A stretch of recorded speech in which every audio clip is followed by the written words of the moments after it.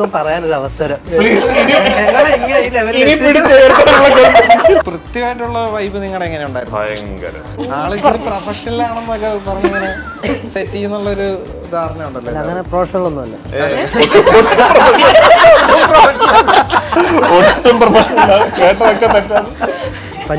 Punctuality പക്കയാണ്. Timing നമ്മളൊക്കെ tension, നമ്മളെങ്ങാനും അങ്ങോട്ടോ ഇങ്ങോട്ടോ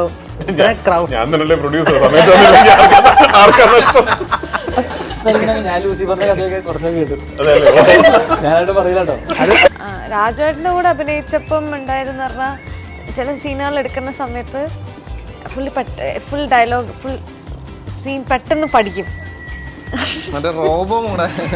അങ്ങനെയാ പഠിക്കും. പിന്നെ ഒരു ആർട്ടിസ്റ്റിനോട് ചെറിയൊരു ചാടും. രാജുവിനെ സംബന്ധിച്ചിടത്തോളം അങ്ങനെ ഉണ്ടാവില്ലായിരിക്കും. പക്ഷെ അല്ല, അങ്ങനെയല്ല ഇപ്പം പറഞ്ഞ പോലെ ജാടാപ്പലൂടെ അങ്ങനത്തെ മനസ്സിൽ പോലും ഉണ്ടാവില്ല. സത്യം പറഞ്ഞാൽ ഇനി എന്തായിരിക്കും വിചാരിക്കുക. അല്ല ഞങ്ങൾ ഒരുമിച്ചൊക്കെ നിൽക്കുന്ന ടേക്കിൽ രാജേട്ടൻ ഇപ്പൊ സാഫിനെ അറിയാതെ ഒന്ന് മോനെ മാറെന്ന് പറഞ്ഞാൽ സാഫ് അന്നത്തെ ദിവസം ഹാപ്പിയാണ്. എന്നെ തൊട്ടെന്നും പറഞ്ഞ് പൊസിഷൻ വരെ മാറിയിരിക്കും. ഞങ്ങളിങ്ങനെ ചവിട്ടുന്ന ഒരു ഷോട്ടുണ്ട്. അപ്പം എന്നെ അങ്ങനെ തൊട്ടൊന്നുമില്ല. അവസാനം എന്നെ ചവിട്ടുന്നു. മറ്റേ ഓടാ എന്നെ ചവിട്ട്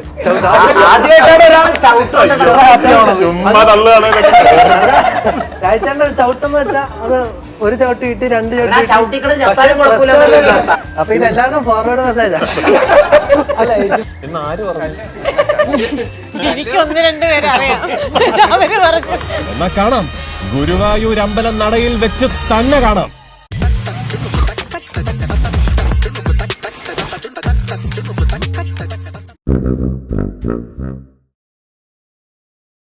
നിങ്ങളും ഒരു സിവിൽ എഞ്ചിനീയർ ആണോ? എങ്കിൽ ഇന്ത്യയിലോ വിദേശത്തോ കോർ ഫീൽഡിൽ തന്നെ ഉയർന്ന സാലറിയുള്ള ഒരു ജോലി നേടാൻ ഉടൻ തന്നെ എൻട്രി ആപ്പിന്റെ ക്വാണ്ടിറ്റി സർവേയിങ് ബാച്ചിൽ ജോയിൻ ചെയ്യൂ. ഗുരുവായൂർ അമ്പലനടയില് 16-ാം തീയതി നടക്കുന്ന ഒരു കല്യാണത്തിന്റെ ബന്ധുമിത്രാദികൾ ഇവിടെ എത്തിയിട്ടുണ്ട്. ഇത് പെണ്ണിന്റെ ചേട്ടൻ ആനന്ദ്. അപ്പൊ ബാക്കി എല്ലാരും ഒന്ന് പരിചയപ്പെടുത്താം. ചേട്ടന്റെ ഭാര്യ. ചേട്ടന്റെ ഭാര്യയാണോ? ഞാൻ കല്യാണ ചെക്കൻ്റെ അനിയനാണ്. കല്യാണ ചെക്കൻ വന്നിട്ടില്ല? ഇല്ല, വന്നിട്ടില്ല. ഇതൊരു പ്രത്യേകത. കല്യാണ ചെക്കൻ്റെ ഫ്രണ്ട്. കല്യാണ ചെറുക്കൻ്റെ ഫ്രണ്ട്. കല്യാണ ചെറുക്കൻ്റെ പഴയ ഫ്രണ്ട്. ഇപ്പം എന്ത് പറ്റി കൂട്ടാത്ത? ഇപ്പൊ ഒരു ഗ്യാപ്പിന് ശേഷം വന്നതാ. എങ്ങനെയാണ് ഈ ചിത്രത്തിലേക്ക് പൃഥ്വി എന്നൊരു ആക്ടർ എത്തിച്ചേരുന്നത്? 2-3 വർഷങ്ങൾക്ക് മുമ്പ് എന്നോട് പറഞ്ഞൊരു സ്ക്രിപ്റ്റാണിത്. അന്ന് ഈ സ്ക്രിപ്റ്റ് വിപിൻ ദാസ് അല്ല ഡയറക്ടർ, ദീപു മറ്റൊരു ഡയറക്ടറുമായിട്ടാണ് എന്നെ വന്ന് കണ്ട് ഇങ്ങനൊരു സ്ക്രിപ്റ്റ് പറയുന്നത്. അപ്പം അന്ന് എനിക്ക് സ്ക്രിപ്റ്റ് ഇഷ്ടപ്പെട്ടു. അന്ന് എന്നോട് ആക്ച്വലി ബേസിലിൻ്റെ വേഷം ആണ് എന്നോട് വെച്ച് ചെയ്യുന്നത്. ഞാൻ ചെയ്ത വേഷം മറ്റൊരു ആക്ടറാണ് ചെയ്യാനിരുന്നത്. പിന്നെ അത് പല കാരണങ്ങൾ കൊണ്ടും അന്ന് സ്റ്റക്കായി, അപ്രോയിട്ട് നടന്നില്ല. ഞാനും ആടുജീവിതം എന്നൊക്കെ പറഞ്ഞ് അങ്ങനെ പോയി. അതിനുശേഷം ജയ ജയ ജയ ഹേ ഒക്കെ റിലീസ് കഴിഞ്ഞതിന് ശേഷമാണ് വിപിൻ ഇങ്ങനെ രാജുവിന് ഇഷ്ടപ്പെട്ടൊരു കഥ ദീപുവിൻ്റെ അടുത്തുണ്ട്, അത് ഞാൻ കേട്ടു, അത് ചെയ്താൽ കൊള്ളാം, എനിക്ക് ചെയ്താൽ കൊള്ളാമെന്നുണ്ടെന്ന് പറയുന്നത്. അപ്പം അങ്ങനെ വീണ്ടും അത് വന്നു. പക്ഷെ വിപിൻ വന്നപ്പോൾ ഉണ്ടായ ഒരുപാട് മാറ്റങ്ങളുണ്ട് കഥയിലും തിരക്കഥയിലും. അതിൽ പ്രധാനപ്പെട്ടൊരു മാറ്റം ആനന്ദിൻ്റെ വേഷം ഞാനും ഒറിജിനലി എന്നോട് വെച്ച് ചെയ്ത വേഷം ബേസിലും ചെയ്യുന്നു എന്നുള്ളതായിരുന്നു. അപ്പോൾ ഓഫ്കോഴ്സ് അത് അങ്ങനെ മാറിയപ്പോൾ ആ വേഷങ്ങളുടെ ഒരു ക്യാരക്ടേഴ്സിൻ്റെ സ്വഭാവം അതനുസരിച്ച് മാറ്റിയിട്ടുണ്ട്. അങ്ങനെയാണ് ഈ സിനിമ സംഭവിക്കുന്നത്. സത്യത്തിൽ വിപിനാണെങ്കിലും ഈ സിനിമയ്ക്ക് മുമ്പ് എന്നോട് പറഞ്ഞൊരു കഥയുണ്ട്. അത് ആക്ച്വലി ഞങ്ങൾ ചെയ്യുന്നുണ്ട് ആ സിനിമ. രാജുട്ട, ഈ കഥാപാത്രം ബേസിൽ ചെയ്ത കഥാപാത്രം ഇപ്പോൾ സ്ക്രീനിൽ കണ്ടു കഴിഞ്ഞപ്പോൾ എന്താണ് അത് ചെയ്താൽ കൊള്ളാമെന്ന് തോന്നുന്നുണ്ടായിരുന്നോ? അല്ല, അതായത് എന്നോട് പറഞ്ഞപ്പോൾ ആ കഥാപാത്രം എങ്ങനെയായിരുന്നോ അതുപോലെ അല്ല ബേസിലിനെ കൊണ്ട് ചെയ്യിപ്പിച്ചിരിക്കുന്നത്. അപ്പോൾ വിപിൻ അങ്ങനെ ഒരു ഐഡിയ വന്നപ്പോൾ പിന്നെ ഞാൻ നേരത്തെ പറഞ്ഞ പോലെ ദീപു ഈ 2 കഥാപാത്രങ്ങളെയും അതനുസരിച്ച് മാറ്റി എഴുതിയിട്ടുണ്ട്. ഇപ്പോൾ എഴുതിയിരിക്കുന്ന വിനുവിൻ്റെ കഥാപാത്രത്തിന് എനിക്ക് തോന്നുന്നു ബേസിലിനേക്കാൾ നല്ല വേറൊരു കാസ്റ്റ് ഇല്ല. അത് ബേസിലാണ് അതിന് പെർഫെക്റ്റ്. മാത്രമല്ല ഈ കാസ്റ്റിങ്ങിലുള്ളൊരു കൗതുകം ഉണ്ടല്ലോ, ഞാനും ബേസിലും അളിയന്മാരായിട്ടെന്ന് പറഞ്ഞാൽ കാസ്റ്റിങ്ങിലെ ഒരു കൗതുകം അത് ആക്ച്വലി ഈ നറേറ്റീവിന് ഒരു ആവശ്യമാണ്. ഇങ്ങനെ 2 ആൾക്കാർ ആ 2 കഥാപാത്രങ്ങൾ ചെയ്യുക എന്ന് പറയുന്നത് അതെല്ലാ ക്യാരക്ടേഴ്സിനും ഉണ്ട്. അത് നിഖിലയുടെ ക്യാരക്ടറിനാണെങ്കിലും അനശ്വരിയുടെ ആണെങ്കിലും ഇവരുടെയൊക്കെ തന്നെ കഥാപാത്രങ്ങൾക്ക് എല്ലാത്തിനും ഒരു ക്വർക്കിനെസ് ഉണ്ട്. വിപിൻ എനിക്കൊന്ന് ജീവിതത്തിനെയും ജീവിത സാഹചര്യങ്ങളെയും അതുകൊണ്ട് തന്നെ സിനിമയെയും സിനിമയുടെ സീനുകളെയും ഒക്കെ വിപിൻ നോക്കിക്കാണുന്ന ഒരു പെർസ്പെക്റ്റീവിനൊരു ഫ്രഷ്നെസ് ഉണ്ട്. ആ ഫ്രഷ്നെസ് ഈ സിനിമയിൽ ഉടനീളം ഉണ്ടെന്ന് വിശ്വസിക്കുന്നു. ഇപ്പം വിപിന്റെ മുമ്പത്തെ ചിത്രങ്ങളിൽ നമുക്കറിയാം ജയിലൊക്കെ ഒരു സർക്കാസ്റ്റിക് രീതിയിൽ കഥ പറച്ചിൽ രീതിയിൽ തന്നെ നമ്മൾ നോർമൽ ഒരു ഫെമിനിസ്റ്റം ഫിലിം രീതിയിലല്ലല്ലോ അതിനെ കണ്ടതൊക്കെ. നോർമൽ ഫെമിനിസം ഫിലിം എന്താണ്? അല്ല അങ്ങനെയല്ല ഉദ്ദേശം, മീൻസ് ഒരു ഫെമിനിസം പറയാൻ വേണ്ടി ഒരു ഫെമിനിസം അല്ല, നമ്മുടെ റിയൽ ലൈഫിൽ നടക്കുന്ന ഒരു ലൈഫായിട്ട് ഭയങ്കര ഇഴുകി ചേർന്നൊരു സംഗതിയായിട്ടാണ് തോന്നിയത്. ഇപ്പൊ അതിനുശേഷം പല ആളുകളും പല വീട്ടമ്മമാരും കരാട്ടെ യൂട്യൂബിൽ നോക്കി പഠിച്ച് ഭർത്താക്കന്മാർക്കൊക്കെ ശല്യമായ എന്ന രീതിയിലേക്കൊക്കെ. ഇന്ന് ആര് പറഞ്ഞു? എനിക്ക് 1-2 പേരെ അറിയാം. അവര് പറഞ്ഞു. വിപിൻ ചേട്ടൻ തന്നെ പറഞ്ഞു കുറെ പേരൊക്കെ പഠിച്ചിട്ട് വിളിക്കുന്നുണ്ട്. വിപിന്റെ ഭാഗത്തുനിന്നൊരു സ്ലൈറ്റ് തള്ളാണല്ലോ. ലൈറ്റായിട്ട് ഭർത്താക്കന്മാർ ശല്യമാണ്. അല്ല ഐ മീൻ അങ്ങനെ മാർഷൽ ആർട്സ് പഠിക്കാൻ സ്ത്രീകൾക്ക് ആ സിനിമയിൽ പ്രയോജനമായിട്ടുണ്ടെങ്കിൽ നല്ല കാര്യം. അതെ അതെ റൈറ്റ്. മീൻസ് അങ്ങനത്തെ ഒരു സിനിമ തന്നെയായിരുന്നു ഇപ്പം എടുക്കാൻ നേരത്ത് പൃഥ്വി നോക്കി കണ്ടത്. ബേസിക്കലി ഇത്രയും സർക്കാസ്റ്റിക് ആയിട്ട് ഹാൻഡിൽ ചെയ്യുന്ന ആ ഒരു സർക്കാസം എന്നുള്ളതല്ല, ഇതൊരു ഈ പറയുന്ന പോലെ വളരെ ഇതിന്റെ സ്ക്രിപ്റ്റ് ആദ്യം ഞാൻ കേട്ടപ്പോൾ തന്നെ ഇതൊരു കഥയുടെ ഒരു കോർ പ്ലോട്ട് പോയിന്റ് ഉണ്ട്. അതിൽ നിന്നാണ് പിന്നെ വികസിച്ച് ഈ കഥയുടെ നെറേറ്റീവ് ഫുൾ ഫോം ആകുന്നത്. ആ കോർ പ്ലോട്ട് പോയിന്റ് എനിക്ക് വളരെ പുതിയതായിട്ട് തോന്നി. അറ്റ്ലീസ്റ്റ് ഞാൻ ഇതിനു മുമ്പ് കേട്ടിട്ടുള്ള കഥകളിലോ അല്ലെങ്കിൽ കണ്ടിട്ടുള്ള സിനിമകളിലോ ഒന്നും തന്നെ ഞാനത് കേൾക്കുകയോ കാണുകയോ ചെയ്തിട്ടില്ല. അത് വളരെ ഫ്രഷ് ആയിട്ട് തോന്നി. പക്ഷെ അത് മാത്രം പുതിയതായതുകൊണ്ട് സിനിമ നന്നാവണമെന്നില്ല. അതിൽ നിന്ന് തുടർന്ന് ദീപു ഒരു വളരെ ഇൻട്രസ്റ്റിംഗ് ഫുൾ സ്ക്രീൻ പ്ലേ ഉണ്ടാക്കിയിട്ടുണ്ടായിരുന്നു. അതിലേക്ക് വിപിൻ വന്നപ്പോൾ, വിപിൻ്റെ ഒരു പേഴ്സ്പെക്റ്റീവ് വന്നപ്പോൾ ഈ സിനിമ കുറെ കൂടെ നന്നായി എന്നാണ് ഞാൻ കരുതുന്നത്. വിപിൻ്റെ ഒരു നറേറ്റീവ് ഫാഷനുണ്ട്. അതായത് ഇപ്പോൾ ഈ സിനിമയിൽ തന്നെ വിപിൻ ഒരു സീൻ പറയുമ്പോൾ മറ്റൊരു സ്ഥലത്ത് ആ സീനിൻ്റെ റിയാക്ഷൻ കട്ട് ചെയ്യുന്നത് മറ്റൊരു സീനിൽ നടക്കുന്ന ഒരു കാര്യമായി. അപ്പോൾ അങ്ങനെ ഒരു കഥ പറയുന്നൊരു രീതിയുണ്ട് വിപിൻ്റെ. അതൊക്കെ ഇതിലെ ഒരു ഹ്യൂമറിലേക്ക് ഒരുപാട് കോൺട്രിബ്യൂട്ട് ചെയ്തിട്ടുണ്ട് എന്നാണ് എനിക്ക് തോന്നിയത് സിനിമ കണ്ടപ്പോൾ. പിന്നെ ഇത് ഈ സാഹചര്യങ്ങളിലൂടെ സർക്കംസ്റ്റാൻഷ്യൽ ഹ്യൂമറാണ്. അപ്പോൾ ഈ കഥാപാത്രങ്ങളൊക്കെ കടന്നു പോകുന്ന ഒരുപാട് സാഹചര്യങ്ങളാണ് ആക്ച്വലി നമ്മളെ കൂടുതൽ ചിരിപ്പിക്കുക, അല്ലാതെ അവരായിട്ട് ചെയ്യുന്ന കാര്യങ്ങളല്ല. അപ്പോൾ അങ്ങനെ ഓർഗാനിക് ആയിട്ടുള്ളൊരു സിനിമ, വലിയ കാസ്റ്റുള്ളൊരു സിനിമ, ഒരുപാട് തെറ്റിദ്ധാരണകളിലൂടെയൊക്കെ കടന്നുപോയി ഒരു സിനിമയിലെ എല്ലാ നടീനടന്മാരും ഒരുമിച്ചെത്തുന്ന ഒരു വലിയ ക്ലൈമാക്സ് എന്നൊക്കെ പറയുന്നത് കുറേ നാളായിട്ട് അറ്റ്ലീസ്റ്റ് നമ്മളാരും മലയാളത്തിൽ ഞാൻ മിസ് ചെയ്യുന്ന ടൈപ്പ് ഒരു സിനിമയാണത്. അവസാനം ഏതാണ് അങ്ങനെ ഒരു സിനിമ? വെട്ടമൊക്കെയാണോ അങ്ങനെ അത്തരം ഒരു സിനിമ? അപ്പോൾ അത് കുറേ നാൾക്ക് ശേഷമാണ് അങ്ങനെ ഒരു സിനിമ, ഒരു സ്ക്രിപ്റ്റ് ഞാൻ കേൾക്കുന്നത്. അത് വളരെ ഭംഗിയായിട്ട് എടുത്തിട്ടുണ്ട്, നന്നായിട്ട് പിക്ചറൈസ് ചെയ്തിട്ടുണ്ടെന്നുള്ളതും കൂടി ഒരു. അതുപോലെ ഫുൾ ഓൺ എന്റർടൈനർ ആണ് ചിത്രം. എല്ലാ സിനിമകളും ഏതെങ്കിലും രീതിയിൽ എന്റർടൈൻ ചെയ്യിപ്പിക്കാൻ വേണ്ടി തന്നെയാണ് എടുക്കുന്നത്.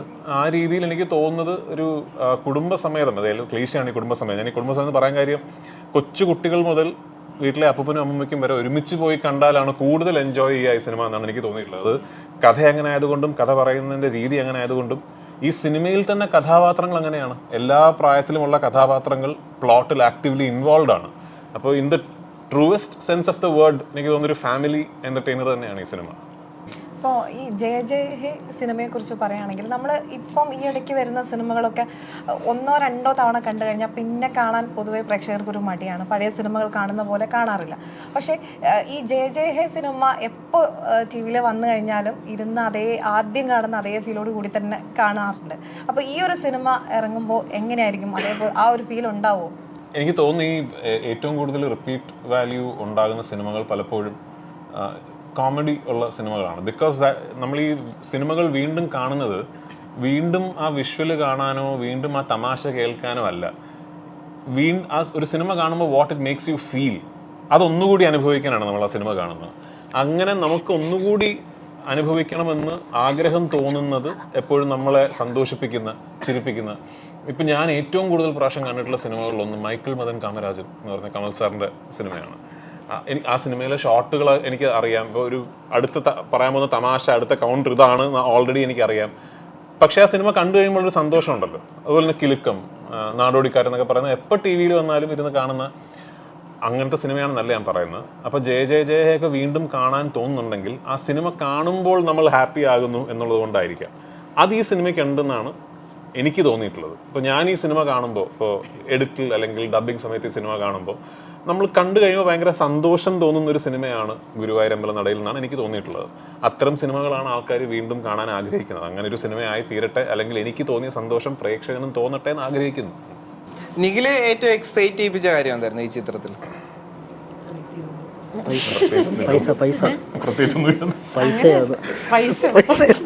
ശമ്പളം ഇല്ല, സിനിമ ഓൾറെഡി ആദ്യം അനൗൺസ് ചെയ്യുമ്പോൾ തൊട്ട് ഇതിൽ പൃഥ്വിരാജിൻ്റെ ബേസിലുണ്ട്. വിപിൻ ദാസ് ഡയറക്റ്റ് ചെയ്യുന്നു. പൃഥ്വിരാജ് പ്രൊഡക്ഷൻസിൻ്റെയും E4 എൻ്റർടൈൻമെൻറ്റിൻ്റെയും അണ്ടറിലാണ് വരുന്നത് എന്നുള്ളതൊക്കെ തന്നെയാണ് എക്സൈറ്റ് ചെയ്യിപ്പിച്ച ഫാക്ടേഴ്സ്.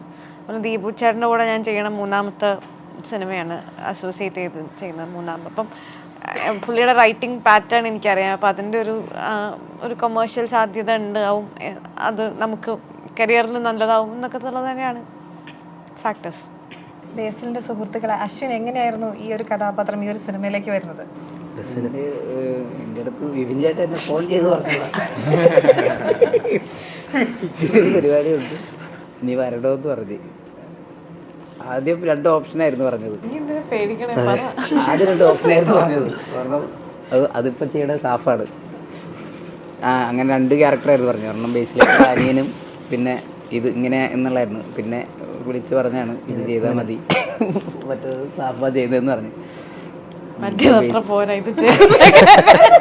അല്ല, അപ്പോൾ ബേസിലെണ്ണ എടുത്ത് സംസാരിച്ചു. ബേസിലെണ്ണും പറഞ്ഞു നല്ല പ്രൊഡക്ഷനാണ്, നല്ല സിനിമയാണ്, നീ ഉറപ്പായിട്ടും വരണമെന്ന് പറഞ്ഞു. അല്ല, ബേസിലേട്ടൻ പറഞ്ഞില്ലെങ്കിലും വരും. ബേസിലേട്ടൻ പറയും എന്തുണ്ടെങ്കിലും ഞാൻ വിളിച്ച് ചോദിക്കാറുണ്ട്. അപ്പോൾ പറഞ്ഞപ്പോൾ ഭയങ്കര ഹാപ്പിയായി. പിന്നെ രാജേട്ടൻ അത് ഭയങ്കര ഒരു എക്സൈറ്റ്മെന്റ് ആണല്ലോ.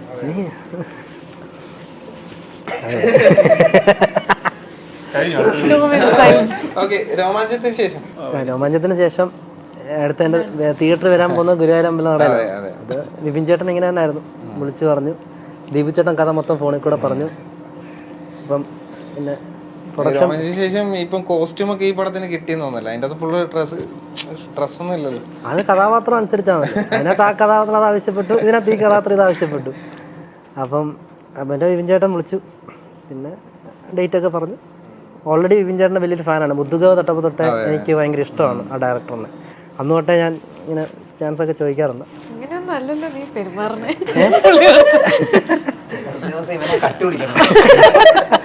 അത് പിന്നെ ഗുരുവായൂരമ്പലം നടയില് നിങ്ങളെല്ലാരും ഈ ബലം പിടിച്ച് പൃഥ്വിയിരിക്കുന്നുണ്ടാണോ? അല്ലല്ല, അതെ. സീരിയസ് ആയിട്ട് ഇങ്ങനെയാണ് ഞങ്ങള് സീരിയസ് ഇന്റർവ്യൂസിലൊക്കെ ഇങ്ങനെ. ഓക്കെ, സാഫ് പോയി. അല്ല, എന്താണ് ചോദ്യം കേട്ടില്ല. നീ എങ്ങനെ വന്നേന്ന്? ബസ്സിനാണോ കാറിനാണോ വന്നത്? അല്ല, ഇതേപോലെ 18+ ഷൂട്ട് കഴിഞ്ഞിട്ട് നിൽക്കുന്ന സമയത്ത് അപ്പൊ ഇത് എല്ലാവർക്കും ഫോർവേഡ് മെസ്സേജാ.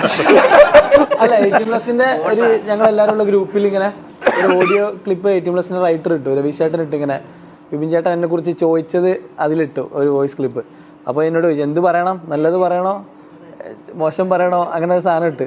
ഞാൻ പറഞ്ഞു നല്ലത് പറഞ്ഞാൽ മതി എന്ന് പറഞ്ഞു. പിന്നെ എനിക്ക് വിപിൻ ചേട്ടൻ വിളിച്ച് ദീപു ചേട്ടൻ കഥ പറഞ്ഞു. അങ്ങനെയാണ് വരുന്നത്. ഗ്രൂപ്പിലിട്ടതൊക്കെ സത്യം. ഞാൻ പിന്നെ നടുക്ക്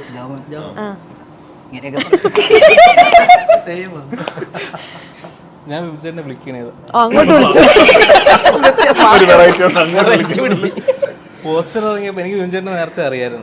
പോസ്റ്റർ ഇറങ്ങിയപ്പോൾ ഞാൻ ദിവസം വിളിച്ചിട്ടുണ്ടായിരുന്നു, കാര്യം പറഞ്ഞത്. അങ്ങനെ കുറച്ച് കഴിഞ്ഞിട്ട് ചേട്ടൻ വിളിച്ചായിരുന്നു. ആദ്യം ഞാനാണ് വിളിച്ചത്. അങ്ങനല്ലേ? മുമ്പുള്ള ചിത്രത്തിനെക്കാട്ടിയും ഇപ്പൊ പൃഥ്വി എന്നൊരു ആക്ടർ ഇച്ചിരി കൂടെ ലൗഡായിട്ടുള്ള ഒരു സംഗതിയാണ് ഉണ്ടത്. ഇപ്പം നമുക്കറിയാം ബേസിലൊരു സേഫ് സോണാണ് ഈ കോമഡി എന്ന് പറയുന്ന സംഗതി. ഇപ്പൊ പൃഥ്വി ഒരു കൾട്ട് പരിപാടി ചെയ്യുന്ന ഒരാളാണ്, അതൊക്കെ. പക്ഷെ എങ്കിലും ഈ സംഗതിയും കൂടെ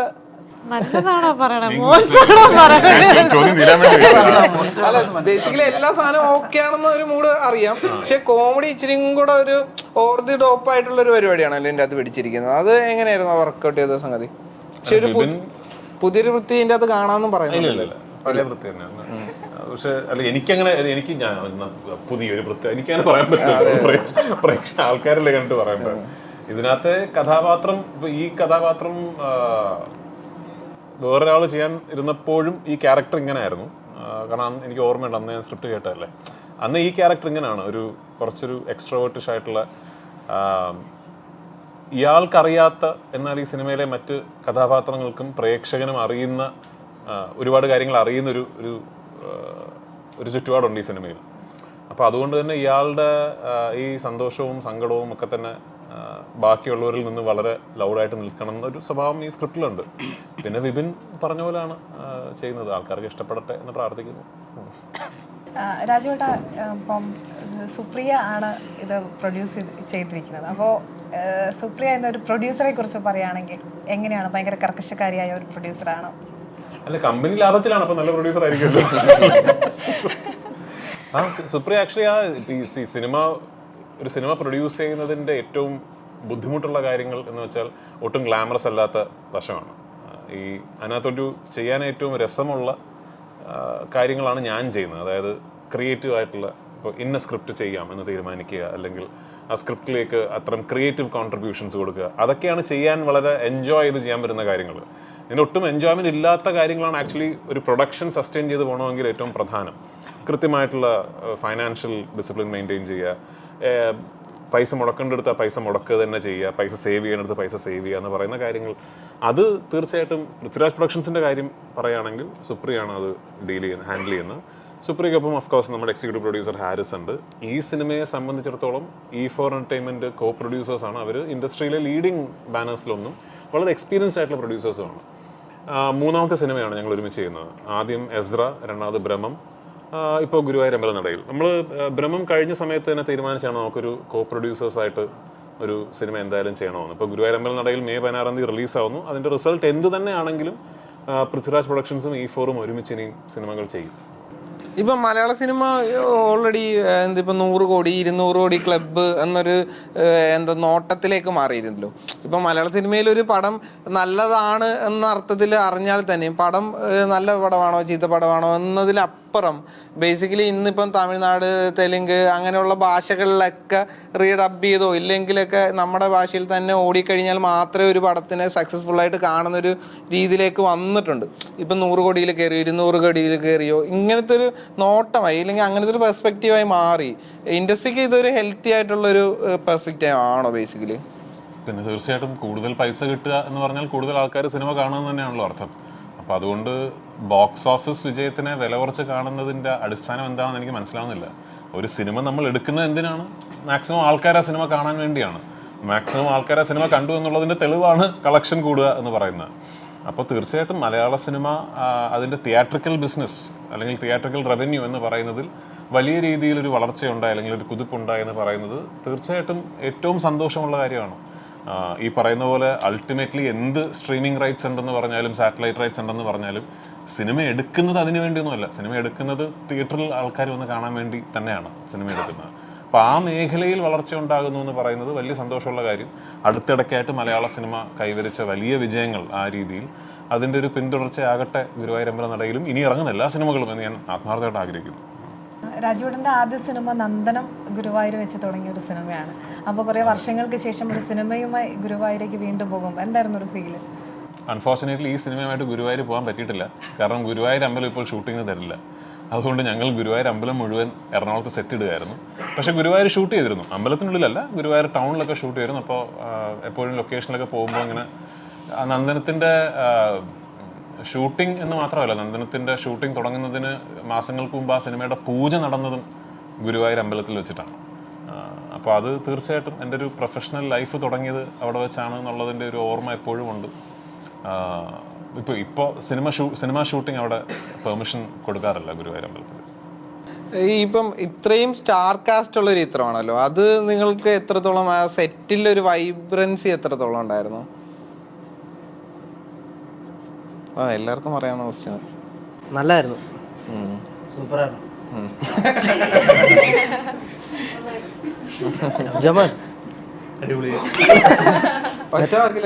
മെച്ചമായിരുന്നു. അല്ലേ, ഇതല്ലേ എല്ലാവരും ഉള്ളതുകൊണ്ട് തന്നെ നമുക്കൊരു എക്സ്പീരിയൻസ് അല്ലേ പുതിയത്. ഒറ്റ വാക്കിലല്ലേ, ഞാൻ കുറച്ച് പരത്തുന്നില്ല. എക്സ്പീരിയൻസ് ആണ്, പുതിയ എക്സ്പീരിയൻസ് ആണ്. എന്നെയൊക്കെ സംബന്ധിച്ചിട്ട് പുതിയൊരു ഫീൽഡിലാണ് ഞാനിപ്പോൾ ഉള്ളത്. ഇത്രയും കാലം ഞാൻ ചെയ്യാത്തൊരു കാര്യമായിരുന്നു. അപ്പോൾ ഓരോരുത്തർ രാജേട്ടനെ കാണുന്നതും ബേസിലേട്ടനെ കാണുന്നതും ഒക്കെ എനിക്ക് ഭയങ്കര എക്സൈറ്റ്മെൻ്റ് ആയിരുന്നു. അത് തന്നെയായിരുന്നു, എക്സൈറ്റ്മെൻ്റ് ആയിരുന്നു ത്രൂ ഔട്ട്. ഇപ്പൊ തെങ്കാശി പട്ടണം, ഈ പറഞ്ഞ പോലെ വെട്ടം, അങ്ങനത്തെ ചിത്രങ്ങളിലും ഇപ്പൊ മലയാളത്തില് ഇച്ചിരി കൂടെ സീരിയസ് ആയിട്ടാണല്ലോ സിനിമകളെ സമീപിക്കുക. അപ്പൊ അതിൽ നിന്നൊക്കെ മാറി ഇപ്പൊ ഫുൾ ഓൺ ഒരു എന്റർടൈൻ പാക്ഡ് ആയിട്ടുള്ളൊരു ചിത്രമായിട്ടാണല്ലോ വന്നിരിക്കുന്നത്. അത് എത്രത്തോളം ഷൂട്ടിംഗ് പ്രോസസ്സിൽ നിങ്ങൾ എൻജോയ് ചെയ്തു? ജനറലി ഈ കോമഡി സിനിമകൾ ഷൂട്ട് ചെയ്യുന്ന സമയത്ത് വലിയ കോമഡികൾ ഉണ്ടാവാറില്ല. കാരണം നമ്മളിത് റിപ്പീറ്റഡ്ലി ഒരേ കാര്യങ്ങൾ നമ്മൾ റിപ്പീറ്റഡ്ലി പറഞ്ഞുകൊണ്ടിരിക്കുമ്പോൾ നമുക്കതിൻ്റെ കോമഡി നഷ്ടപ്പെട്ടു പോകും. അപ്പോൾ അത് കറക്റ്റായിട്ട് എക്സിക്യൂട്ട് ചെയ്ത് പുറത്തിലേക്ക് എത്തിക്കുക എന്ന് പറയുന്നതാണ് നമ്മൾ ചെയ്യാൻ. അപ്പോൾ അത് ഷൂട്ട് ചെയ്യുന്ന സമയത്ത് അങ്ങനെ ഒരു പ്രാവശ്യം ഫസ്റ്റ് ടേക്ക് സെക്കൻഡ് ടേക്കിനൊക്കെ വരെ ഈ കോമഡി അവിടെ നിൽക്കുള്ളൂ. പിന്നെ ഒരു 5 ടേക്കൊക്കെ പോയി കഴിഞ്ഞ് കഴിഞ്ഞാൽ ഇത് പിന്നെ ചിരിക്കാൻ ആളുണ്ടാവില്ല, നമ്മുടെ സെറ്റിൽ തന്നെ ഉണ്ടാവില്ല. അപ്പം അങ്ങനെ അല്ല, ജനറലി ഈ സിനിമയുടെ ഷൂട്ടിംഗ് പ്രോസസ്സ് ഭയങ്കര ലൈറ്ററായിരുന്നു. അങ്ങനെ ഭയങ്കര സ്ട്രെസ്ഡ് ആയിട്ടോ ഭയങ്കര എന്താ പറയുക ടെൻഷനോടുകൂടിയോ അങ്ങനെയുള്ളൊരു പ്രോസസ്സായിരുന്നില്ല. എല്ലാവരും വളരെ എൻജോയ് ചെയ്ത് ഷൂട്ട് ചെയ്യുന്ന പോലത്തെ ഒരു സിനിമയായിരുന്നു. ഭയങ്കര റിലാക്സ്ഡ് ആയിട്ട് ഷൂട്ട് ചെയ്തൊരു സിനിമയായിരുന്നു. അങ്ങനെ ഇപ്പം ഈ പറയുന്ന കോമഡികൾക്കെല്ലാം നമ്മളിങ്ങനെ ബാക്ക് ടു ബാക്ക് ചിരിച്ചുകൊണ്ടിരിക്കുക അങ്ങനെ ഒരു സെറ്റപ്പ് കോമഡി സിനിമകൾ ഷൂട്ട് ചെയ്യുമ്പോൾ ഉണ്ടാവില്ല എന്നാണ് എൻ്റെ ഒരു ഇതിന്റെ ക്ലൈമാക്സ് ഒരു 24 ദിവസം ഞങ്ങൾ ഗുരുവായൂർ അമ്പലത്തിന്റെ സെറ്റിൽ ഷൂട്ട് ചെയ്തിരുന്നു. ഞാൻ നേരത്തെ പറഞ്ഞത് ഇതിന്റെ ക്ലൈമാക്സ് എന്ന് പറയുന്ന ഈ സിനിമയിലെ എല്ലാ ആർട്ടിസ്റ്റും ഒരുമിച്ച് ആ സീനിലുണ്ട്. അപ്പൊ ഇവരാരും എനിക്ക് തോന്നുന്നില്ല ഈ ക്യാരവൻസ് ഒക്കെ വരുന്നതിന് മുമ്പുള്ളൊരു മലയാള സിനിമയെ ഇവർക്കാർക്കും അറിവുണ്ടാവില്ല. എനിക്കുണ്ട്, ഞാൻ ഓൾഡ് ജനറേഷൻ ആയതുകൊണ്ട് ഞാൻ വന്ന സമയത്ത് ക്യാരവൻസ് ഒന്നും ഇല്ലല്ലോ. ഞാൻ വന്ന സമയത്ത് മോണിറ്റർ ഇല്ല, ഡിജിറ്റൽ ക്യാമറ ഒന്നും ഇല്ല. ഏതോ 15 വയസ്സായാളെ പോലെ. അപ്പോൾ ഇതിൻ്റെ ഞാൻ ജഗദീഷേട്ടനോട് സംസാരിച്ച കാര്യം ഇത്, ഇതിൻ്റെ ക്ലൈമാക്സ് ഷൂട്ടിംഗ് സമയത്ത് എല്ലാവരും സെറ്റിനകത്ത് വന്നു കഴിഞ്ഞാൽ പിന്നെ ഓരോ ഷോട്ട് കഴിഞ്ഞ് ക്യാരവനിലേക്കൊന്നും പോക്കൊന്നും ഉണ്ടായിരുന്നില്ല. അപ്പോൾ ഒരു ദിവസം പെട്ടെന്ന് ഞാൻ നോട്ടീസ് ചെയ്തു. അപ്പോൾ കുറേ ആർട്ടിസ്റ്റുകൾ 10-25 ആർട്ടിസ്റ്റുകൾ കസേരയിട്ട് ഒരുമിച്ചിരുന്ന് പരസ്പരം സംസാരിക്കുന്നത് ഒരു സിനിമാ സെറ്റിൽ ഞാൻ കണ്ടത് കുറേ വർഷങ്ങൾക്ക് ശേഷം. അടുത്തെങ്ങും ഞാനത് കണ്ടിട്ടില്ല. അപ്പോൾ എനിക്കത് പണ്ടത്തെ ഞാൻ ചെയ്ത ചില സിനിമകളുടെ ഒരു ഓർമ്മയിലാണ് എനിക്ക്. നിങ്ങളുകൊണ്ട്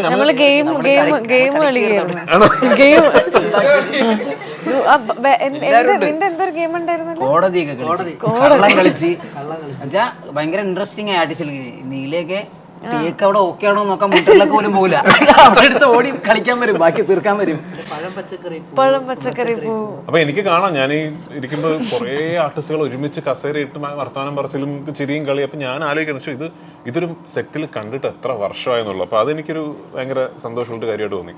എനിക്കൊക്കെ അത് ഓർമ്മ പണ്ടത്തെ, അതായത് 2002-2003 സമയത്തൊക്കെയാണ്. അതിനുശേഷം പതുക്കെ ക്യാരവൻസും ഒക്കെ വന്നു, സിനിമയുടെ സ്വഭാവം മാറി. ഇത്തരം സിനിമകൾ തന്നെ വളരെ വിരളമായി തുടങ്ങി. പിന്നെ ക്ലാസ്മേറ്റ്സ് ഒക്കെ ആയിരിക്കാം ചിലപ്പോൾ അവസാനമായിട്ട് നമ്മൾ അങ്ങനൊരു സാധനമൊക്കെ എൻജോയ് ചെയ്തത്. അപ്പൊ അതൊരു റിഫ്രഷിങ് മെമ്മറി ആയിരുന്നു ഈ സിനിമയിൽ. ഈ കൃത്യമായിട്ടുള്ള വൈബ് നിങ്ങളുടെ എങ്ങനെ ഉണ്ടായിരുന്നു? ഭയങ്കര ആളിതൊരു പ്രൊഫഷണൽ ആണെന്നൊക്കെ പറഞ്ഞിങ്ങനെ സെറ്റ് ചെയ്യുന്നുള്ളൊരു ധാരണ ഉണ്ടല്ലോ. അങ്ങനെ പ്രൊഫഷണൽ ഒന്നുമല്ല, ഒട്ടും പ്രൊഫഷണൽ കേട്ടതൊക്കെ തെറ്റാണ്. ഞാൻ നമുക്ക് വരുന്നതിന് മുമ്പ് ജാടയാണെന്നൊക്കെയുള്ളൂ, അങ്ങനൊന്നും ഇല്ല, അടിപൊളിയാണ്. അത്രയ്ക്ക് ജാടയില്ല. ഇല്ല. പിന്നെ ഒരു ആർട്ടിസ്റ്റിനുള്ള ചെറിയൊരു ജാട. അല്ല, രാജേട്ടനെ സംബന്ധിച്ചിടത്തോളം അങ്ങനെ ഉണ്ടാവില്ലായിരിക്കും. പക്ഷെ അല്ല, അങ്ങനെയല്ല ഇപ്പൊ പറഞ്ഞ പോലെ ജാടപ്പരിപാടി അങ്ങനത്തെ മനസ്സിൽ പോലും ഉണ്ടാവില്ല. കാരണം നമ്മൾ ആൾക്ക് കൊടുക്കുന്ന ഒരു റെസ്പെക്ട്, നമ്മൾ കാണാൻ ആഗ്രഹിക്കുന്ന ഒരു ഇതുകൊണ്ട് നമ്മുടെ ഉള്ളിലാണ് സാധനമുണ്ട്. അതാണ് നമ്മള് സത്യം പറഞ്ഞാൽ ഇനി എന്തായിരിക്കും വിചാരിക്കുക. അല്ല ഏതെങ്കിലും ടേക്കില് ഞങ്ങൾ ഒരുമിച്ചൊക്കെ നിൽക്കുന്ന ടേക്കില് രാജേട്ടൻ ഇപ്പൊ സാഫിനെ അറിയാതെ ഒന്ന് മോനെ മാറെന്ന് പറഞ്ഞാൽ സാഫ് അന്നത്തെ ദിവസം ഹാപ്പിയാണ്. എന്നെ തൊട്ടെന്നും പറഞ്ഞ് പൊസിഷൻ വരെ മാറി നിൽക്കും. എന്തോ വഴക്ക് പറഞ്ഞ മറ്റാണ്, ദേഷ്യം പിടിച്ച മറ്റാണ്, ഞാനായിട്ടൊരു ഡയലോഗ് ഉണ്ടായെന്നൊക്കെ പറഞ്ഞു. അല്ല, ഞങ്ങളിങ്ങനെ ചവിട്ടുന്നൊരു ഷോട്ടുണ്ട്. അപ്പം എന്നെ അങ്ങനെ തൊട്ടിട്ടൊന്നുമില്ല, അവസാനം എന്നെ ചവിട്ടുന്നു. മറ്റേ മോടെ എന്നെ ചവിട്ട്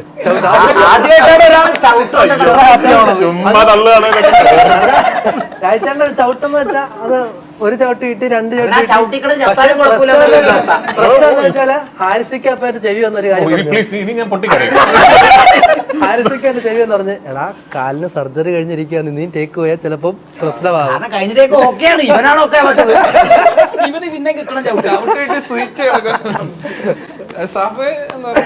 അല്ലെ ഞാൻ conversation ഉണ്ടായല്ലോ, അതിൽ ഒരു അബദ്ധം പറ്റിയത് എനിക്ക് ഭയങ്കര ഇഷ്ടപ്പെട്ടു. കാരണം ഒരു സീനിൽ രാജേട്ടൻ ഇങ്ങനെ ചവിട്ടുന്ന സമയത്ത് എല്ലാരും ഇങ്ങോട്ട് മാറണം, ഞാൻ അറിയാണ്ട് ഇങ്ങോട്ട് മാറിപ്പോയി. അപ്പൊ ആ ഷോട്ട് ഓക്കെ. പിന്നെ ഞാൻ അവിടെയാണ്, അതായത് രാജേട്ടന്റെയും ബൈച്ചേട്ടന്റെ ഇടയിലാണ് ഞാൻ നിൽക്കണത്. ഞാൻ ഹാപ്പിയായി. ഞാൻ പിന്നെ ഒരു 10 ദിവസം ആ സീൻ എടുക്കണ മൊത്തം അവിടെയാണ്. ഉച്ച കഴിഞ്ഞ് വൈകിട്ട് വരെ ഞങ്ങൾ ഫ്രീ ആയിരുന്നു. പുറകിലുണ്ടായിരുന്നു. അല്ല ഞാനിവരിങ്ങനെ സംസാരിക്കണ ഞാൻ ലൂസിഫറിന്റെ കഥയൊക്കെ കുറച്ചൊക്കെ കേട്ടു. ഞാനായിട്ട് പറയില്ല കേട്ടോ. അത് പറഞ്ഞപ്പോഴേ ഈ ടോവിനടക്കം ഞങ്ങൾക്ക് ലൂസിഫർ ഇതിന്റെ എമ്പുരാന്റെ സ്ക്രിപ്റ്റ് കൊണ്ട് തരാന്നൊക്കെ പറയുന്നുണ്ട്. അത് നിങ്ങൾ വിശ്വസിച്ചില്ലേ?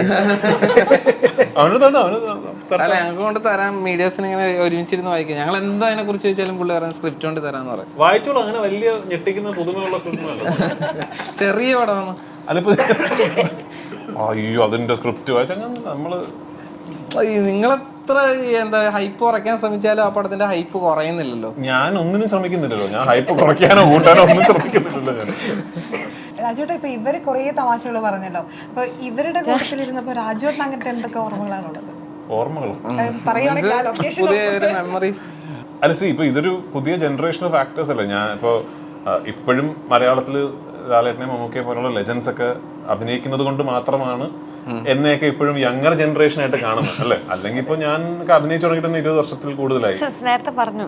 അതെ ഞാൻ സെൻസ് ഇപ്പോഴും എന്നെയൊക്കെ കാറ്റഗറൈസ് ചെയ്തിരിക്കുന്നത് യങ്ങർ ആക്ടേഴ്സിന്റെ ബ്രാക്കറ്റിൽ ആവാൻ കാരണം അങ്ങനത്തെ ലെജൻസ് ഇപ്പോഴും ഇത്രയും ആക്റ്റീവ് ആയിട്ട് ഇവിടെ ഇൻഡസ്ട്രിയിൽ ഉള്ളതുകൊണ്ടാണ്. പക്ഷേ എൻ്റെ മൈ ജനറേഷൻ ഓഫ് ആക്ടേഴ്സ് ഇപ്പോൾ ഞാൻ ജയസൂര്യ, എൻ്റെ ചേട്ടൻ, നമ്മൾ തന്നെ ഇതിനിടയ്ക്ക് എത്രയോ പുതിയ ആക്ടേഴ്സ് വരുന്നത് കണ്ടു. ഇപ്പം നേരത്തെ പറഞ്ഞ ടൊവിനോ ഒക്കെ അവരുടെയൊക്കെ ഒരു ഇൻട്രോ സിനിമയിലേക്ക് വരുന്ന കാലം മുതൽ ഇന്ന് വരെയുള്ള ഗ്രോത്ത് ഒക്കെ നമ്മൾ കണ്ടതല്ലേ. അപ്പോൾ അതുപോലൊരു പുതിയ സെറ്റ് ഓഫ് ആക്ടേഴ്സാണ്. നാളെ ഇവരൊക്കെ വലിയ സ്റ്റാർസ് ആകട്ടെ എന്ന് ഞാൻ ആത്മാർത്ഥമായിട്ട് ആഗ്രഹിക്കുന്നു. ചോദിച്ചേട്ടൻ എല്ലാ സ്റ്റേജിലും പറയുന്നുണ്ട് ഞങ്ങളെ കൈപിടിച്ചു കൊണ്ടുവന്നത് രാജേട്ടനാ. ചോദിച്ചേട്ടൻ എല്ലാ അതേപോലെ ഞങ്ങൾക്കും പറയാനൊരു അവസരം. ഞങ്ങളുടെ കൈകളും കൂടെ ഞങ്ങളുടെ കാര്യങ്ങൾ എവിടെങ്കിലും ഒക്കെ അതിനുള്ള ശ്രമം ലൊക്കേഷൻ നടത്തിയിരുന്നു. ജസ്റ്റ് അല്ല അവളെ കാണിച്ച വിപിൻ ചേട്ടൻ പുറത്താകും. ഇപ്പൊ രാജേട്ടൻ നോക്കാൻ നേരത്തൊക്കെ ഇച്ചിരി കൂടുതൽ ഇത് കൂടുതൽ കാണിച്ചാൽ നിഖില എങ്ങനെയായിരുന്നു ഈ രാജുവേട്ടന്റെ ഭാര്യ എന്നുള്ള ഒരു കഥാപാത്രം? അതെങ്ങനെയായിരുന്നു? ഫസ്റ്റ് ടൈം അല്ലേ രാജേട്ടനെ? അതെ. സ്ക്രീനിൽ ഇല്ല ഞാൻ പറഞ്ഞല്ലോ സിനിമ അനൗൺസ് ചെയ്തപ്പോൾ തൊട്ട് ഇതാണ് ഇതിൻ്റെ കാസ്റ്റ് എന്നുള്ളത് എനിക്കറിയാം. എൻ്റെ ക്യാരക്ടർ പറഞ്ഞു കഴിഞ്ഞപ്പോഴും ഈ സിനിമയുടെ കഥയിൽ ഒരു ഇമ്പോർട്ടൻറ്റ് ആയിട്ടുള്ളൊരു ക്യാരക്ടറാണ് എന്ന് വെച്ചാൽ ഒരുപാട് സ്ക്രീൻ സ്പേസോ അങ്ങനെയല്ല. പക്ഷേ സിനിമയുടെ കഥ പറയുമ്പോൾ വിട്ടുപോകാൻ ഫിൽ ചെയ്യാൻ വേണ്ടിയിട്ടുള്ള ഒരു ക്യാരക്ടറാണ്. അപ്പോൾ അതുകൊണ്ട് എനിക്ക് ക്യാരക്ടർ ഭയങ്കര എക്സൈറ്റിംഗ് ആയിരുന്നു. രാജുവേട്ടൻ്റെ കൂടെ അഭിനയിച്ചപ്പം ഉണ്ടായതെന്ന് പറഞ്ഞാൽ ചില സീനുകൾ എടുക്കുന്ന സമയത്ത് ഫുൾ ഡയലോഗ് ഫുൾ സീൻ പെട്ടെന്ന് പഠിക്കും. അങ്ങനെയാ പഠിക്കും. അപ്പം എനിക്കിത് ആദ്യം അറിയാൻ പാടില്ലായിരുന്നു. അപ്പം എനിക്ക് പുള്ളി കുറേ ഡയലോഗ് പറഞ്ഞു കഴിയുമ്പോൾ എന്തോ ഒരു ചെറിയ ഡയലോഗാണ് എനിക്ക് പറയാനുണ്ടായിരുന്നത്. അപ്പം ഞാൻ വിചാരിച്ചു എന്തായാലും ഇതൊരു 2-3 കട്ടൊക്കെ ആയിട്ടായിരിക്കുമല്ലോ. അപ്പോൾ അപ്പോഴത്തേക്ക് ഇത് പഠിച്ചാൽ മതിയല്ലോ എന്ന് പറഞ്ഞാൽ ഫസ്റ്റ് ഡേയുമാണ്. അപ്പോൾ വന്ന് ഇതെല്ലാം പറഞ്ഞു കഴിഞ്ഞാൽ അതിന് ഒരു ക്വസ്റ്റ്യൻ ചോദിക്കുമ്പോൾ ഞാൻ എൻ്റെ ആൻസർ പറയും. അപ്പോൾ എനിക്ക് എൻ്റെ ആൻസർ ഓർമ്മയില്ല. അപ്പം ഞാൻ ഇപ്പോഴും അത് എവിടെയോ അത് വായിച്ചപ്പം നമ്മൾ സ്ക്രിപ്റ്റ് വായിക്കുമ്പോൾ നമുക്ക് ഡയലോഗ് ഇല്ലെങ്കിൽ നമുക്കൊരു സമാധാനം ഉണ്ടാവില്ല. ഇത് കുറച്ചേ ഉള്ളൂ അപ്പോൾ അത് പറഞ്ഞാൽ മതി എന്നുള്ളൊരു സാധനത്തിലാണല്ലോ നമ്മൾ നിൽക്കുക. ഒരുപാടുണ്ടെങ്കിലാണല്ലോ പഠിക്കേണ്ടത്. അപ്പൊ നമ്മൾ അത്രയും കാര്യമായിട്ട് അത് വായിക്കില്ലല്ലോ. അപ്പൊ നമ്മളിങ്ങനെ വായിച്ചിട്ട് ഓക്കെ ഇതാണോ ഇത് ഞാൻ അങ്ങനെയാണല്ലോ നിൽക്കുക. അപ്പൊ പെട്ടെന്ന് ഇത് അത് മുഴുവൻ പറഞ്ഞു. അപ്പൊ പറഞ്ഞു ഞാൻ കട്ടും പിടിക്കുന്നില്ല. ഇപ്പൊ ഞാൻ എൻ്റെ എനിക്ക് എന്തോ ഒരു കളറിന്റെ പേരാണ് ഞാൻ പറയണ്ടത്. അപ്പൊ റൂബി പിങ്ക് എന്നാണ് പറയുന്നത്. ഞാൻ മറ്റേ പറയുന്നത് തന്നെ അങ്ങനെയാണ്, റൂബി പിങ്ക് ആണെന്ന് തോന്നുന്നത്. അങ്ങനെയാണ് ഞാൻ നിങ്ങൾ നേരത്തെ പറയാൻ അങ്ങനെയാണ് പുള്ളി പറഞ്ഞു. അപ്പം നമ്മൾ ഫുള്ളായിട്ട് ഉന്നയിക്കുന്നത് ഞാൻ എൻ്റെ ഒരു പ്രതീക്ഷയിൽ അത് കട്ട് ചെയ്യുന്നായിരുന്നു. അത് കഴിഞ്ഞുള്ള സീനുകളാക്കുമ്പോൾ ഞാൻ പറഞ്ഞു പുള്ളി എന്ന് വെച്ചാൽ വീട്ടിൽ പോയിക്കോട്ടെ, ഞാൻ പതുക്കെ സമയം എടുത്ത് പറഞ്ഞിട്ട് അങ്ങനെയാണ്. അപ്പം എനിക്ക് അതായത് അങ്ങനെ ഫുൾ ഒരാൾ പഠിച്ചിട്ട് വരിക എന്നൊക്കെ പറയുന്നത് വലിയ അത്ഭുതമായിരുന്നു. കാരണം എനിക്കൊന്നും അത്രയും ഫാസ്റ്റായിട്ട് പഠിക്കണം എന്നുണ്ടെങ്കിൽ ഒരു 4 ദിവസം വീട്ടിൽ ഇരുന്ന് പഠിക്കും. ഞാൻ തന്നെ പറയും പുള്ളി ചിലപ്പോൾ കാരവലിൽ ഇരുന്ന് പഠിക്കായിരിക്കും. നമ്മളെ ആശ്വസിപ്പിക്കാൻ വേണ്ടിയിട്ട്. അതിന്റെ ടെക്നിക്ക് എന്താ ഇത്രയും ഗ്രാസ്പ് ചെയ്യുന്നത്? പെട്ടെന്ന് ഇത്രയും ഡയലോഗ്സ് ഒക്കെ പഠിച്ചേക്കുന്നത് പെട്ടെന്ന് ഞാൻ സ്ക്രിപ്റ്റ് വായിക്കാറുണ്ട്. സ്ക്രിപ്റ്റ് വായിച്ചിട്ടില്ലേ നമ്മൾ പഠിക്കാം. ഇവരെല്ലാരും ഈ സ്ക്രിപ്റ്റ് വായിക്കുന്നതിനൊക്കെ വളരെ മുമ്പ് ഞാൻ വായിച്ചിട്ടുണ്ടാവുമല്ലോ ഈ സ്ക്രിപ്റ്റ്. പിന്നെ അഫ്കോഴ്സ് അവർ അന്നത്തെ ദിവസം ഷൂട്ടിങ്ങിന് രാവിലെ പോകുമ്പോൾ ഇന്ന് എടുക്കുന്ന സീൻ ഇതാണെന്ന് പറയും. അപ്പോൾ സീൻ വായിക്കും, ഓർമ്മ കിട്ടും. ഇത് സിമ്പിൾ ആയിട്ടല്ല പറയുന്നത്, നമ്മളതൊക്കെ പെട്ടുപോയി. എനിക്ക് അങ്ങനെ ഒന്ന് ആലോചിക്കും, എനിക്ക് കളർ മാത്രം അത് തന്നെ ഞാൻ ഇങ്ങനെ. ഓക്കെ, അങ്ങനെ രാജുവേട്ടനിൽ നിന്ന് പഠിച്ച എന്തെങ്കിലും ഒരു കാര്യമുണ്ടോ നിങ്ങൾക്കൊക്കെ? അഭിനയം, പഞ്ച്വാലിറ്റി പക്കയാണ്. ടൈമിങ് നമ്മളൊക്കെ ടെൻഷൻ, നമ്മളെങ്ങാനും അങ്ങോട്ടോ ഇങ്ങോട്ടോ ക്രൗഡ്. ഞാൻ തന്നെയല്ലേ പ്രൊഡ്യൂസർ, സമയത്ത് ആർക്കാണ് ഇഷ്ടം. അത് ഇത്രയും പേരുള്ളത് കൊണ്ട് പേര് വിളിച്ചാലും ചിലപ്പോൾ കേൾക്കാൻ വഴിയില്ല പുറത്തൊക്കെ ആണെങ്കിൽ. അതുകൊണ്ട് നമ്മൾ എപ്പോഴും ടൈമിംഗ് ഒക്കെ പക്കയാണ്. നിങ്ങൾക്ക് ആ അനുഭവം തന്നെയായിരുന്നു. ജോമനൊന്നും മിണ്ടുന്നില്ല. രാജുവേട്ടൻ അടുത്ത് പോയി ഇല്ലെങ്കിൽ പൊളിച്ചത്. ഇപ്പം ആടുജീവിതത്തിന്റെ സമയത്ത് പറഞ്ഞിട്ടുണ്ടായിരുന്നു മകളെ ആദ്യമായി കാണിക്കുന്ന സിനിമ ആയിരിക്കുന്നു. അപ്പൊ അത് സിനിമ കണ്ടു കഴിഞ്ഞപ്പോ എന്തായിരുന്നു മോള് പറഞ്ഞത്? ഞാൻ ആ സമയത്ത് തന്നെ എക്സ്പ്ലെയിൻ ചെയ്താ, ഒന്നുകൂടെ എക്സ്പ്ലെയിൻ ചെയ്യാം. അതായത് അന്നൊരു ഇംഗ്ലീഷ് മാസിക ഇംഗ്ലീഷിലൊരു ചോദ്യം ചോദിച്ചപ്പോൾ, ചോദ്യം ഇംഗ്ലീഷ് ആയതിൻ്റെ പേരിൽ ഉത്തരം ഞാൻ ഇംഗ്ലീഷിൽ പറഞ്ഞപ്പോൾ, ആ ഇംഗ്ലീഷ് ഉത്തരം മലയാളത്തിലേക്ക് പരിഭാഷ ചെയ്യപ്പെട്ടപ്പോൾ ഒരുപാട് ഇൻഫർമേഷൻ മിസ്സായിപ്പോയി. എൻ്റെ മകളെ ഞാൻ എൻ്റെ സിനിമകൾ കാണിച്ചിട്ടില്ല എന്നൊരിക്കൽ ഞാൻ അഭിപ്രായപ്പെട്ടത് എന്താണെന്ന് ചോദിച്ചു. അപ്പോൾ അതിന് വേറെ കുറേ അഭിപ്രായങ്ങൾ വന്നല്ലോ. അപ്പോൾ എങ്ങനെയാണ് വന്നിട്ട് കുടുംബസമേതം സിനിമ കാണണം. അപ്പോൾ അന്ന് ഞാൻ എക്സ്പ്ലെയിൻ ചെയ്യുകയുണ്ടായി. എൻ്റെ മകൾ ഇപ്പോഴും 9 വയസ്സായിട്ടുള്ളൂ, 10 വയസ്സായിട്ടുള്ളൂ. അപ്പോൾ അവൾക്കൊരു സിനിമ കാണാൻ പോകുമ്പോൾ അവൾ കഥാപാത്രത്തിനെ കാണില്ലല്ലോ, അവളുടെ അച്ഛനെയല്ലേ കാണുക. അപ്പോൾ ഞാൻ 5 പേരെ ഇടിച്ചിടുന്ന കാണുമ്പോൾ അവൾ എൻ്റെ അച്ഛൻ എങ്ങനെ ചെയ്യുന്നു എന്നുള്ളതല്ലേ കാണാം. അല്ലെങ്കിൽ 10 പേര് എന്നെ ഇടിക്കുമ്പോൾ അയ്യോ എൻ്റെ അച്ഛനെ, അത്രയുള്ള മെച്യൂരിറ്റിയിലേ ആയിട്ടുള്ളൂ. അതുകൊണ്ടാണ് എൻ്റെ മകളെ ഞാൻ എൻ്റെ സിനിമകൾ കാണിക്കാത്തത്. അത് പ്രോസസ്സ് ചെയ്യാനുള്ളൊരു മെച്യൂരിറ്റി അവൾക്കായിട്ടില്ല. എന്നെങ്കിലും എൻ്റെ സിനിമകൾ ഒബ്ജക്റ്റീവായിട്ട് എൻ്റെ അച്ഛനൊരു ആക്ടറാണ്, അപ്പോൾ അച്ഛൻ സ്ക്രീനിൽ ചെയ്യുന്നത് അച്ഛൻ്റെ പ്രൊഫഷനാണ്, അത് അഭിനയമാണ് എന്ന് തിരിച്ചറിവോടുകൂടി ഒരു സിനിമ കാണാനുള്ള മെച്യൂരിറ്റി ആകുന്ന സമയത്ത് ആടുജീവിതം എന്ന സിനിമ ഞാൻ അഭിമാനപൂർവ്വം അവളെ കാണിക്കുന്നതായിരിക്കും. കാരണം എൻ്റെ ആക്ടിങ് കരിയറിൽ ഞാൻ ഏറ്റവും കൂടുതൽ എഫേർട്ട് എടുത്തിട്ടുള്ളൊരു സിനിമയാണ് ഇതായിരുന്നു അത്. അപ്പോൾ ആടുജീവിതം കാണാനുള്ള മെച്യൂരിറ്റി അവൾക്ക് ആയിട്ടില്ല. ഇത് പറഞ്ഞതും ഇപ്പോഴും തമ്മിൽ 2 മാസമല്ലേ ആയിട്ടുള്ളൂ. അതിനിടയിൽ അവൾ അത്ര. അപ്പൊ വൈൻഡ് അപ്പ് ക്വസ്റ്റ്യൻ, ഇപ്പം മലയാളം ഇപ്പൊ റീസെന്റ് ഒക്കെ പറയുന്നു സിനിമ കണ്ടതിന് ശേഷം സിനിമ തിയേറ്ററിൽ ഉപേക്ഷിച്ചിട്ട് പോകൂ, സിനിമ അത്രേ ഉള്ളൂ എന്ന രീതിയിലൊക്കെ പല സ്റ്റേറ്റ്മെന്റും വരുന്നുണ്ട്. അപ്പം പക്ഷെ ഞങ്ങൾ പ്രേക്ഷകര് ഉണ്ണുമ്പോഴും ഉറങ്ങുമ്പോഴും ഒക്കെ സിനിമയാണ്, ഇല്ലെങ്കിൽ സിനിമയുടെ കോമഡിയാണ്. ഞങ്ങൾ ചുമ്മാ ഇരുന്ന് സംസാരിക്കാൻ നേരത്തൊക്കെ സിനിമയിലെ പല ഡയലോഗ്സും ആണ് ഷെയർ ചെയ്യുന്നത്. ഞങ്ങളുടെ വികാരം തന്നെ സിനിമയാണ്. അപ്പം ഒരു സ്റ്റാർ എന്ന നിലയിൽ എങ്ങനെയായിരുന്നു ആ പെർസ്പെക്റ്റീവിനെയൊക്കെ കാണുന്നത്? അല്ല, ആ പറഞ്ഞതിൽ ഒരു അർത്ഥമുണ്ട്. ഓഫ്കോഴ്സ് വികാരം സിനിമ, എൻ്റെയൊക്കെ വികാരം സിനിമയാണ്. എനിക്ക് എൻ്റെ ലൈഫ് എന്ന് പറഞ്ഞാൽ സിനിമ തന്നെയാണ്. പക്ഷെ സിനിമയാണ് B all and all of life എന്ന് കരുതരുത് എന്നുള്ളതായിരിക്കാം ആ പറഞ്ഞതിൻ്റെ പിന്നിലത്തെ സത്വം. അത് ശരിയാണ്. ഇപ്പോൾ നാളത്തോടു കൂടി സിനിമാ വ്യവസായം നിന്നാൽ ലോകം നിശ്ചലമായി പോകാനൊന്നും പോകുന്നില്ല. അത് നല്ല തിരിച്ചറിവ് ഞങ്ങൾക്കുണ്ട് അതിനെക്കുറിച്ച്. സിനിമയോ സിനിമാ താരങ്ങളോ ആരും തന്നെ ഈ ലോകത്തിൻ്റെ നിലനിൽപ്പിന് ഒഴിവാക്കാൻ പറ്റാത്ത ഘടകങ്ങളൊന്നും അല്ല. അപ്പോൾ അതിനെ ഒബ്ജക്റ്റീവായിട്ട് തന്നെ കാണണം. ഒരു സിനിമയ്ക്ക് നിങ്ങളുടെ ലൈഫിൽ ചെലുത്താൻ സാധിക്കുന്ന ഇൻഫ്ലുവൻസിന് അത്ര തന്നെ ഉള്ളൂ, അത്ര തന്നെ അതിന് സ്പേസ് കൊടുക്കാൻ പാടുള്ളൂ. ഓഫ്കോഴ്സ് ഈ സിനിമയാണ് നിങ്ങളുടെ ലൈഫിലെ ഏറ്റവും ബിഗ്ഗസ്റ്റ് ഫോം ഓഫ് എൻ്റർടൈൻമെൻറ്റ് എന്നുണ്ടെങ്കിൽ താങ്ക് യു ഫോർ ദാറ്റ്. എൻ്റെയും ലൈഫിലെ ബിഗ്ഗസ്റ്റ് ഫോം ഓഫ് എൻ്റർടൈൻമെൻറ്റ് സിനിമയാണ്. പക്ഷേ ഒരു സിനിമ എന്താണെന്നും അതിനെ എത്രത്തോളം നമ്മുടെ ലൈഫിൽ അതിനെ സ്വാധീനിക്കാൻ നമുക്ക് സ്പേസ് കൊടുക്കാമെന്നുള്ളതിനെക്കുറിച്ച് നിങ്ങൾ ജുഡീഷ്യസ് ആയിട്ടൊരു തീരുമാനമെടുത്ത് അതനുസരിച്ച് ജീവിക്കുക, അത്രയേ ഉള്ളൂ. ഓക്കെ, അപ്പോൾ എല്ലാ ആശംസയും.